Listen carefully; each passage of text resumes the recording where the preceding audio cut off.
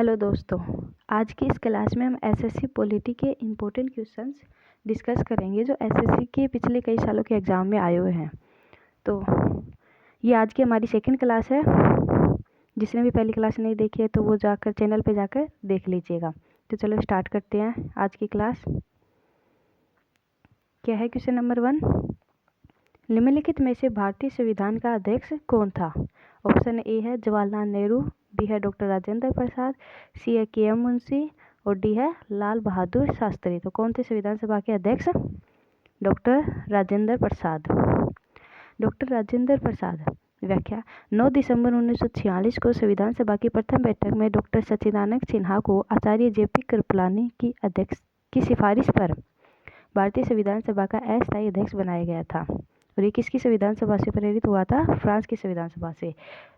11 दिसंबर 1946 को डॉक्टर राजेंद्र प्रसाद को भारतीय संविधान सभा का स्थायी अध्यक्ष बनाया गया था। यानी 9 दिसंबर को सच्चिदानंद सिन्हा को अस्थायी अध्यक्ष बनाया गया था और 11 दिसंबर को स्थायी अध्यक्ष बनाया गया था। किसे? डॉक्टर राजेंद्र प्रसाद को। ठीक है, हो गया क्वेश्चन। नेक्स्ट क्वेश्चन देखते हैं। क्वेश्चन नंबर 2, प्रस्तावना को संविधान की राजनीतिक कुंडली किसने कहा था? ऑप्शन ए है के एम मुंशी, बी है अलादी कृष्ण स्वामी अय्यर, सी है जेपी कृपलानी, डी है पंडित जवाहरलाल नेहरू। तो किसने कहा था संविधान प्रस्तावना को संविधान की राजनीतिक कुंडली? के एम मुंशी। के एम मुंशी। अब और देखते हैं कि प्रस्तावना के बारे में किसने क्या कहा था। तो पहला है, प्रस्तावना को संविधान की आत्मा किसने कहा था? ठाकुरदास भार्गव ने। प्रस्तावना को संविधान निर्माताओं के विचारों को जानने की कुंजी कहा था? अर्नेस्ट वॉकर ने। और है, प्रस्तावना को संविधान का परिचय पत्र किसने कहा था? N.A. पालकीवाला ने। तो क्या, नेक्स्ट क्वेश्चन देखते हैं। क्वेश्चन नंबर 3, संविधान की 6ठी अनुसूची में निम्नलिखित में से किस राज्य का वर्णन नहीं किया गया है? ऑप्शन ए है असम, बी है मेघालय, सी है मणिपुर और डी है त्रिपुरा। तो किस राज्य का वर्णन नहीं है 6ठी अनुसूची में? मणिपुर। मणि नहीं है, मणिपुर। संविधान की 6ठी अनुसूची में असम, मेघालय, त्रिपुरा, मिजोरम की अनुसूचित जनजाति का प्रशासन और नियंत्रण है। ठीक है, अब देखते हैं नेक्स्ट क्वेश्चन। क्वेश्चन नंबर 4, संविधान की 9वीं अनुसूची कौन सी संविधान संशोधन के द्वारा जोड़ी गई थी? पहला संविधान संशोधन अधिनियम 1951, बी है 52वां संविधान संशोधन अधिनियम 1985, सी है 73वां संविधान संशोधन अधिनियम 1993 और डी है 74वां संविधान संशोधन अधिनियम 1992। तो क्या होगा इसका राइट आंसर? पहला संविधान संशोधन अधिनियम 1951। ठीक है, पहला संविधान संशोधन अधिनियम 1951 को संविधान की 9वीं अनुसूची को जोड़ा गया था, जो कि भूमि सुधार से संबंधित है। ठीक है, बाकी ऑप्शन भी देखते हैं। 52वां संविधान संशोधन अधिनियम 1925 को क्या किया गया था? 1925 को संविधान की 10वीं अनुसूची को जोड़ा गया था, जो किससे संबंधित थी? दल बदल पर रोक से संबंधित है।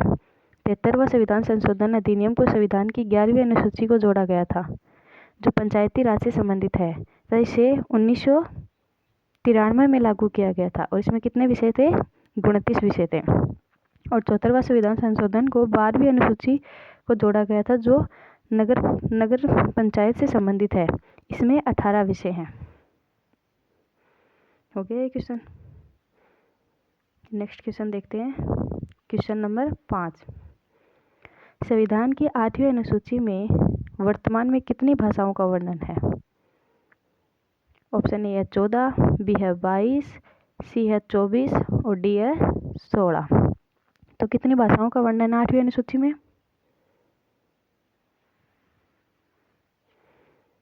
22। मूल संविधान में 14 भाषाएं थी और वर्तमान में कितनी है? 22 भाषाएं हैं। 21वें संविधान संशोधन अधिनियम 1967 में कौन सी भाषा जोड़ी गई थी? सिंधी। नेपाली, मणिपुरी, कोंकणी कब जोड़ी गई थी? 71वें संविधान संशोधन अधिनियम 1992। बोडो, डोगरी, संथाली, मैथिली को कब जोड़ा गया था? 92वें संविधान संशोधन अधिनियम 2003 में। जो लेटेस्ट में कौन कौन सी जोड़ी गई थी? बोडो, डोंगरी, संथाली और मैथिली। ठीक है, नेक्स्ट क्वेश्चन देखते हैं। क्वेश्चन नंबर 6, भारतीय संविधान में गणतंत्र की अवधारणा निम्नलिखित में से किस देश के संविधान से ली गई है? किस देश के संविधान से गणतंत्र की अवधारणा ली गई है? फर्स्ट है जर्मनी, सेकंड है फ्रांस, थर्ड है यूनाइटेड किंगडम और लास्ट है ऑस्ट्रेलिया। किसके संविधान से ली गई है? फ्रांस। गणतंत्र जनता द्वारा नियंत्रित एवं संचालित प्रणाली है। सार्वजनिक व्यय मताधिकार यानी गणतंत्र क्या है? जनता द्वारा नियंत्रित और संचालित प्रणाली है। इसमें क्या है? सार्वजनिक व्यय मताधिकार का जो प्रावधान है वो किसमें है? गणतंत्र है। तो और देशों के संविधान से भी देखते हैं क्या क्या लिया गया था। जर्मनी से क्या लिया गया था? आपातकाल के दौरान मूल अधिकारों का निलंबन। यूनाइटेड किंगडम से एकल नागरिकता की अवधारणा। और ऑस्ट्रेलिया से क्या लिया गया था? प्रस्तावना की भाषा, समवर्ती सूची और शक्तियों का विभाजन। ये किससे लिया गया था? ऑस्ट्रेलिया से। ठीक है, अब नेक्स्ट क्वेश्चन देखते हैं। क्वेश्चन नंबर 7, भारत के नागरिकों के लिए मतदान की न्यूनतम आयु क्या है? क्या है? ऑप्शन ए 21 वर्ष, बी 18 वर्ष, सी 25 वर्ष और डी, ये दो ऑप्शन एक से आगे 25 वर्ष। तो क्या होगा इसका राइट आंसर? 18 वर्ष। ठीक है, 61वें संविधान संशोधन अधिनियम 1988 के द्वारा मतदान की आयु को 21 वर्ष से घटाकर 18 वर्ष कर दिया था। यानी पहले कितनी वर्ष थी? 21 वर्ष थी, बाद में कितना कर दिया? 18 वर्ष कर दिया था। कि मतलब अगर शादी की उम्र ही अगर 18 वर्ष है तो फिर मतदान देने की आयु भी कमी करनी चाहिए, इसलिए किसे कितनी कर दी थी? 18 वर्ष कर दी गई थी। तो नेक्स्ट क्वेश्चन देखते हैं। क्वेश्चन नंबर 8, निम्नलिखित में से कौन सा भारत का नागरिक बनने की शर्त के रूप में गलत तरीके से सूचीबद्ध किया गया है? यानी भारत का नागरिक बनने के लिए कौन कौन सी शर्त है जो इसमें गलत है? वो कौन सी है? ऑप्शन ए है जन्म से नागरिकता, बी है वंश द्वारा नागरिकता, सी है किसी भूभाग को भारत में मिलाकर और डी है संपत्ति के अधिग्रहण के माध्यम से नागरिकता। तो क्या आएगा इसका राइट आंसर? संपत्ति के अधिग्रहण के माध्यम से नागरिकता। तो क्या है? नागरिकता अधिनियम 1955 के अंतर्गत भारतीय नागरिकता ग्रहण करने के 5 प्रकार हैं। कौन कौन से 5 प्रकार है? जन्म के द्वारा, वंश के द्वारा यानी जिनके माता पिता में से कोई भी भारत का नागरिक है तो, पंजीकरण के द्वारा, देशीकरण के द्वारा या किसी भी भूभाग को भारत में मिलाकर। तो क्या हो जाएगा? भारतीय नागरिकता ग्रहण कर ली जाएगी। हो गया क्वेश्चन। नेक्स्ट क्वेश्चन देखते हैं। क्वेश्चन नंबर 9, निम्नलिखित में से कौन सा रीट जीवन और व्यक्तिगत स्वतंत्रता के अधिकारों की रक्षा करता है? तो कौन सा रीट करता है जीवन और स्वतंत्रता के अधिकारों की? ऑप्शन ए है बंदी प्रत्यक्षीकरण, बी है परमादेश, सी है प्रतिषेध और डी है अधिकार प्रक्षा। तो क्या होगा इसका राइट आंसर? बंदी प्रत्यक्षीकरण। मूल अधिकारों को लागू करवाने के लिए सुप्रीम कोर्ट को 5 प्रकार की रीट जारी करने की शक्ति दी गई है। कौन कौन सी है 5 प्रकार की? बंदी प्रत्यक्षीकरण क्या होता है? इसका मतलब आपके पास शरीर है। परमादेश क्या होता है? हम आदेश देते हैं। प्रतिषेध मना करना, ये जो मतलब हाई कोर्ट है वो जो हाई कोर्ट है वो अपने नीचे वाले अधीनस्थ कोर्ट के उनको प्रतिषेध जारी करेगा, और जो सुप्रीम कोर्ट है वो हाई कोर्ट तथा उससे अधीनस्थ को करेगा। चौथा क्या है? उत्प्रेषण, वो क्या? पूर्णतः सूचित करना या प्रमाणित किया जाना। और 5वां है अधिकार प्रक्षा, इसका क्या? आपका प्राधिकार क्या है? ये सार्वजनिक अधिकारी के ऊपर जारी किया जाता है। तो हो गया कौन कौन सी रीट है। नेक्स्ट क्वेश्चन देखते हैं। क्वेश्चन नंबर 10, भारत के संविधान के अनुच्छेद 18 के अनुसार राज्य के द्वारा किस प्रकार की उपाधि प्रदान की जा सकती है? अनुच्छेद 18 क्या है? उपाधियों का अंत है, तो उसमें कौन कौन सी उपाधि दी जा सकती है? तो फर्स्ट है धार्मिक और संगीत पर, बी है सैन्य और सामाजिक, सी है सैन्य और शैक्षणिक और डी है खेल और संगीत। तो कौन सी उपाधि दी जा सकती है? सैन्य और शैक्षणिक। सैन्य और शैक्षणिक। अनुच्छेद 18 उपाधियों का अंत, राज्य सेना या विद्या संबंधी सम्मान के सिवाय कोई और उपाधि प्रदान नहीं करेगा। भारत का कोई भी नागरिक किसी विदेशी राज्य से कोई उपाधि स्वीकार नहीं करेगा। अगर कोई विदेशी राज्य से कोई उपाधि स्वीकार करता है तो उसके लिए पहले राष्ट्रपति से अनुमति लेनी पड़ती है। बाकी स्वीकार नहीं करेगा। नेक्स्ट क्वेश्चन है क्वेश्चन नंबर 11। भारतीय संविधान के अनुच्छेद 25 से 28 का प्रावधान करते हैं, यानी अनुच्छेद 25 से 28 का संविधान अनुच्छेद क्या है? सांस्कृतिक और शैक्षणिक अधिकार, बी है धार्मिक स्वतंत्रता के अधिकार, सी है समानता का अधिकार और डी है शोषण के विरुद्ध अधिकार। तो क्या है 25 से 28 में कौन क्या है? धार्मिक स्वतंत्रता का अधिकार। धर्म की स्वतंत्रता का अधिकार अनुच्छेद 25 से 28 तक मिलता है। तो देखते हैं कौन कौन से हैं। अनुच्छेद 25 क्या है? अंतःकरण और धर्म को अबाध रूप से मानने का अधिकार, मानने, आचरण और प्रचार करने की स्वतंत्रता, यानी किसी भी धर्म को अपनाने की स्वतंत्रता अनुच्छेद 25 में है। अनुच्छेद 26 धार्मिक कार्यों के प्रबंधन की स्वतंत्रता है। तो यानी जो धर्म है उसके लिए अगर कुछ करना है, मंदिर बनवाना है, कुछ करना है, तो उसकी स्वतंत्रता किस में है? 26 में। अनुच्छेद 27 क्या है? धार्मिक अभिवृद्धि के लिए करारोपण से मुक्ति है, यानी सरकार जो है वो किसी भी धर्म को बढ़ावा देने के लिए कर आरोपित नहीं कर सकती है। ये 27 में। अनुच्छेद 28 क्या है? शिक्षा संस्थानों में धार्मिक शिक्षा या धार्मिक उपासना में उपस्थित होने के बारे में स्वतंत्रता, यानी किसी भी सार्वजनिक विद्यालय वगैरह शिक्षण संस्थान है वहाँ पे अगर धर्म की शिक्षा देती है तो सभी कोई भी मतलब उसमें उपस्थित होने की स्वतंत्रता है। वो उपस्थित होना चाहिए तो हो सकता है, नहीं होना चाहिए तो नहीं होगा। ये किस में? अनुच्छेद 28 में है। हो गया ये क्वेश्चन। नेक्स्ट क्वेश्चन देखते हैं क्वेश्चन नंबर 12 क्या है? निम्नलिखित में से किसे भारतीय संविधान द्वारा लागू किया जा सकता है? यानी भारतीय संविधान के द्वारा किसे लागू किया जा सकता है? ए है मौलिक कर्तव्य, बी है प्रस्तावना, सी है मौलिक अधिकार और डी है राज्य के नीति निर्देशक सिद्धांत। तो किसके द्वारा संविधान में लागू किया जा सकता है? मौलिक अधिकार को लागू किया जा सकता है। भारतीय संविधान के भाग 3 में अनुच्छेद 12 से 35 तक मूल अधिकारों का उल्लेख मिलता है। मूल अधिकार या मौलिक अधिकार को संविधान द्वारा लागू किया जा सकता है, अर्थात मौलिक अधिकारों के हनन पर उच्चतम न्यायालय या उच्च न्यायालय दोनों जगह पर जाया जा सकता है। और उच्च न्यायालय या उच्चतम न्यायालय को रीट जारी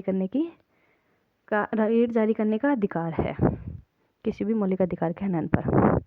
ठीक है, हो गया। नेक्स्ट क्वेश्चन देखते हैं क्वेश्चन नंबर 13। जनता को राज्य के दमनकारी कार्यों से बचने के लिए मौलिक अधिकारों की गारंटी दी गई है।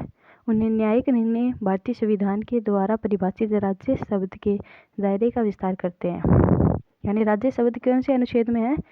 अनुच्छेद 12, अनुच्छेद 14, सी क्या है? अनुच्छेद 13 या अनुच्छेद 15, किस में है राज्य शब्द का उल्लेख?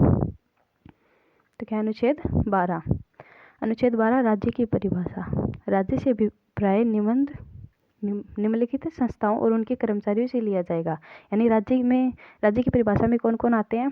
भारत की संसद आती है, भारत सरकार आती है, राज्य विधानमंडल आते हैं, राज्य सरकार आते हैं और स्थानीय प्राधिकरण। न्यायपालिका आती है क्या? तो क्या है? न्यायपालिका राज्य की परिभाषा में नहीं है, किंतु इसके बावजूद उस पर नागरिकों के मूल अधिकारों के संरक्षण तथा संविधान के दायरे के भीतर अपनी शक्तियों का प्रयोग करने की बाध्यता है। यानी न्यायपालिका राज्य की परिभाषा में नहीं आती है, लेकिन वो मूल अधिकारों का संरक्षण करती है। हो गया क्वेश्चन। नेक्स्ट क्वेश्चन देखते हैं क्वेश्चन नंबर 14 क्या है? 14 निम्नलिखित में से कौन सा राज्य का एक नीति निर्देशक सिद्धांत नहीं है? क्या मतलब नीति निर्देशक डीपीएससी कौन सा नहीं है इनमें से? ऑप्शन ए न्यायपालिका को कार्यपालिका से अलग करना, बी समान नागरिक संहिता, सी स्मारकों का संरक्षण और डी भारत के किसी भी हिस्से में निवास। तो क्या नहीं है? भारत के किसी भी हिस्से में निवास नहीं है। ये क्या है? ये एक मौलिक अधिकार है। भारत के किसी भी हिस्से में निवास करना अनुच्छेद 19 के तहत मौलिक अधिकार है। ठीक है, अब बाकी ऑप्शन देखते हैं। न्यायपालिका को कार्यपालिका से अलग करना कौन से अनुच्छेद में है? अनुच्छेद 50। समान नागरिक संहिता किस में है? अनुच्छेद 44। और स्मारकों का संरक्षण अनुच्छेद 49। ठीक है, हो गया ये क्वेश्चन। नेक्स्ट क्वेश्चन देखते हैं क्वेश्चन नंबर 15। राज्य के नीति निर्देशक सिद्धांतों के अनुच्छेद 51 में निम्नलिखित में से कौन सा शामिल है? अनुच्छेद 51 में क्या है? कृषि और पशुपालन का संगठन, बी अंतर्राष्ट्रीय शांति और सुरक्षा को बढ़ावा देना, सी नागरिकों के लिए समान नागरिक संहिता और डी कार्यपालिका से न्यायपालिका का पृथक्करण। तो क्या होगा इसका राइट आंसर? अंतर्राष्ट्रीय शांति और सुरक्षा को बढ़ावा देना। अनुच्छेद 51 अंतर्राष्ट्रीय शांति और सुरक्षा की अभिवृद्धि। राष्ट्रों के साथ न्यायपूर्ण और सम्मानजनक संबंध बनाए रखना। यानी इसमें अनुच्छेद 51 में क्या है, राष्ट्रों के साथ न्यायपूर्ण और सम्मानजनक संबंध बनाए रखना, अंतर्राष्ट्रीय कानून और संधि दायित्वों के लिए सम्मान को बढ़ावा देना, और क्या है, मध्यस्थता द्वारा अंतर्राष्ट्रीय विवादों के निपटारे को प्रोत्साहित करना। ठीक है। अनुच्छेद 48 में क्या है, कृषि और पशुपालन संगठन को बढ़ावा देना। ठीक है, बाकी तो देख ही लिया। नागरिकों के लिए समान नागरिक संहिता किसमें है, अनुच्छेद 44 में, और कार्यपालिका से न्यायपालिका का पृथक्करण किसमें है, अनुच्छेद 50 में। ठीक है, ये क्वेश्चन हो गया। नेक्स्ट क्वेश्चन देखते हैं, क्वेश्चन नंबर 16। निम्नलिखित में से किस संशोधन अधिनियम ने राज्य के नीति निर्देशक तत्वों में 4 नए विषयों, अनुच्छेद 39, 39A, 43A, 48A को जोड़ा गया था? यानी किस संशोधन अधिनियम के द्वारा इन चार अनुच्छेदों को जोड़ा गया था?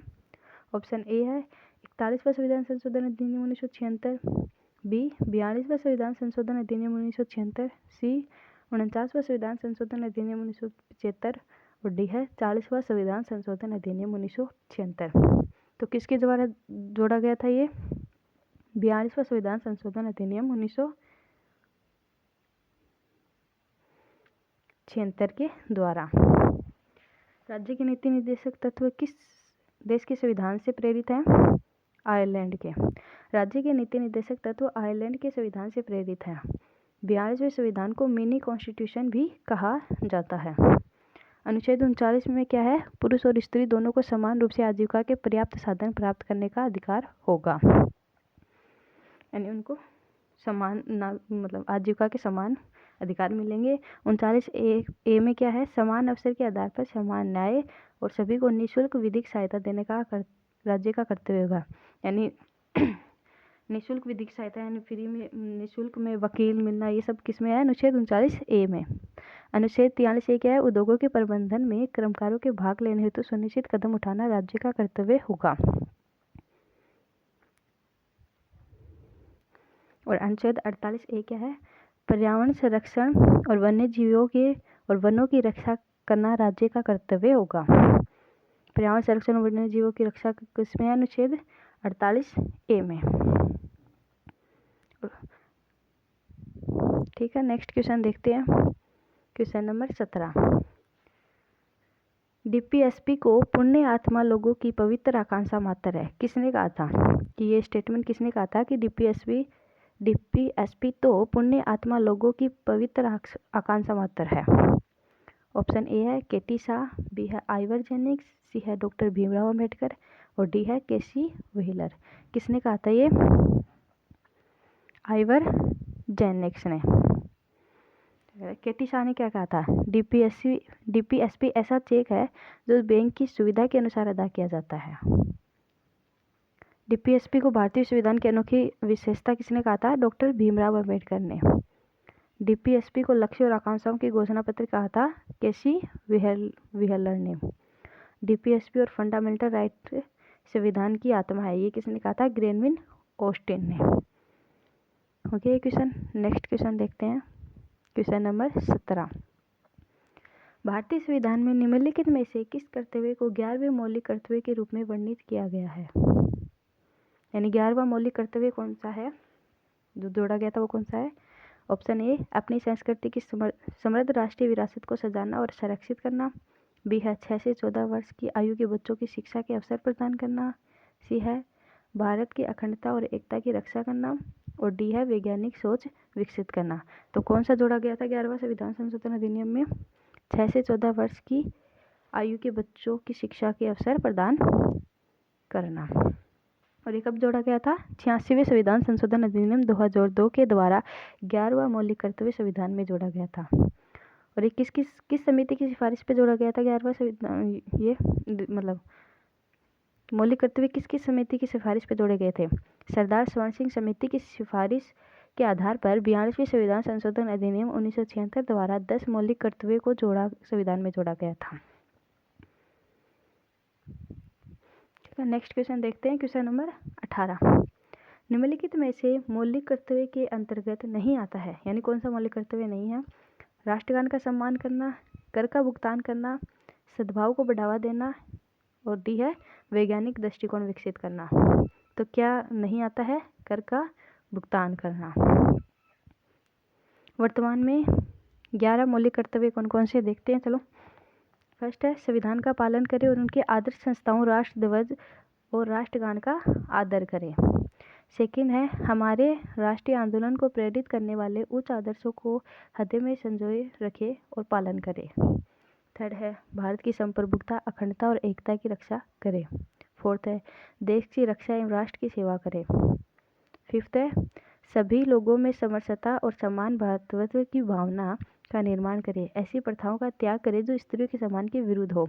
छठा है हमारी सामाजिक संस्कृति की गौरवशाली परंपरा का महत्व समझे। सात है प्राकृतिक पर्यावरण, वन, झील, नदी, वन्य जीव की रक्षा करें, प्राणी के प्रति दया भाव रखें।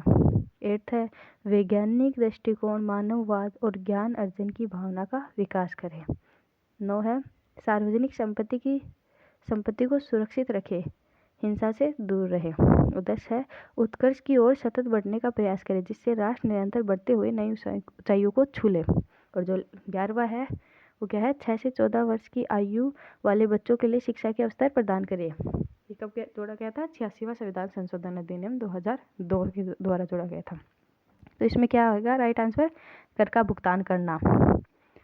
ये स्वर्ण सिंह समिति ने तो सिफारिश किया था कि कर का भुगतान करना मौलिक कर्तव्य में जोड़ा जाए, लेकिन नहीं जोड़ा गया था। ठीक है, और ये बाध्यकारी नहीं है, यानी इन्हीं कानून के द्वारा नहीं लागू किया जा सकता मौलिक कर्तव्य को।